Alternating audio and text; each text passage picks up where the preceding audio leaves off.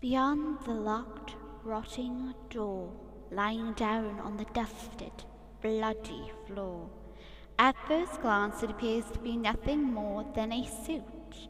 Taking a step forward, something hits your boot. Glancing down, it appears to be a discolored duck head. Suddenly a feeling of uncontrollable fear and dread. It spreads throughout your whole being, as this was beyond impossible for what you were seeing. The suit was no longer lying down, the mouse was standing up, with a smile that looked more like a terrifying clown. It tilted its head and suddenly spoke.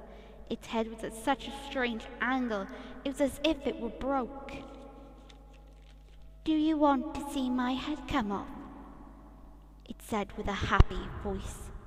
But it didn't wait for a reply as it made its own choice. With both hands it grabbed at its own head, it pulled, clawed at it. Its own head as it bled. Its blood not a deep red but of a sickening yellow. Your eyes were still fixed onto the strange little fellow as it continued to sever its own head.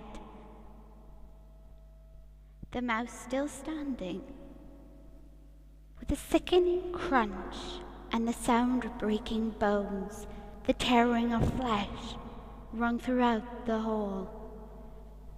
But with the final pop, the mouse still stood, but now in its hands it was clutching and cradling its own severed head.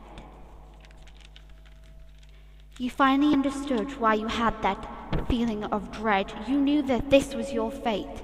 There was no way to escape. You could do nothing but wait. The mouse made its way towards you, dropping the head next to the duck.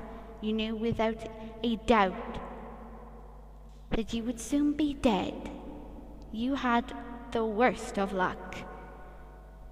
You had come here. Curiosity killed the cat. Yes, it was true. But as you backed away, you tripped over the mat. You lie at the mouse's feet as it leaned down. Your eyes meet. "Who are you?" you said. You already accepted your fate. The mouse paused in silence, as you could only wait. Suddenly its head spoke from where it lay discarded on the floor. "My name is Photo-Negative Mickey," it said. Your eyes widened. Couldn't be. He was nothing more than a lure. A made-up story to frighten little children. He couldn't possibly be real. But you knew it was true as the mouse continued to kneel. Its prize was your head, and you knew once he claimed it, you'd be long dead. Closing your eyes, you could sense his gloved hands drawing near. His gloved hands coated in yellow blood. As he touches you, it smears onto your skin as his grasp tightens around your throat. Everything fades to black. The last thing you hear was a very distinct and single quack. And that was a poem called Behind the Locked Door by TwinklePhoenix. Me.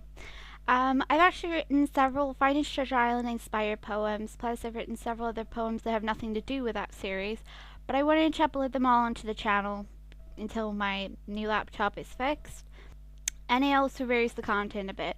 Again, I do not own Photo-Negative Mickey. The one in the poem that this is based on is the one from Finest Treasure Island, but he does originally come from a band by Disney, created by Mr. Slime Beast. And also, Photo-Negative Mickey originates from the real Mickey Mouse created by Walt Disney, who's sadly not with us anymore. But I make no money off of anything I do, not from my videos, etc. And unfortunately, I have very bad editing software, so I can't actually put subtitles on my video or anything right now. But yeah, be sure to check the description below for more information. And yeah, I hope you guys enjoyed the poem. I had fun writing it. I'm sorry it wasn't very good, but then again, it was hard to get a lot of words to rhyme. I tried my best, and I do hope you enjoyed. Also, the image seen in the video is actually one of my creations. You can see up on my Divine Art, and yeah, although the game is over, I still got lots of work I've yet to post about it that I was doing before, so I'll just go and get those up on the channel. But yeah, thanks guys for listening. I do hope you enjoyed the poem.